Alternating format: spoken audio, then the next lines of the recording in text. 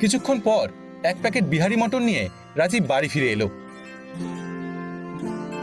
এরপর খোকন আর রাজীবের স্ত্রী সেই মটন খাচ্ছিল। এমন সময় রাজীব বলল, আমাকে একটুখানি দাও তো, দেখি কেমন খেতে।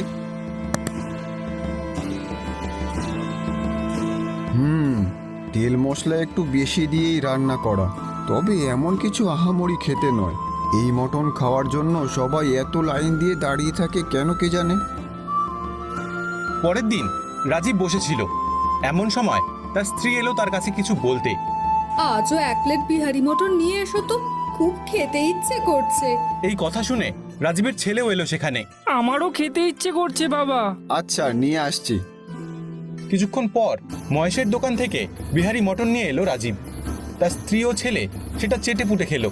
তার স্ত্রী আর তার ছেলে যখন চেটে পুটে খাচ্ছিল, রাজীব তাদের সামনে দাঁড়িয়েছিল। খাবে একটু? না, তোমরাই খাও।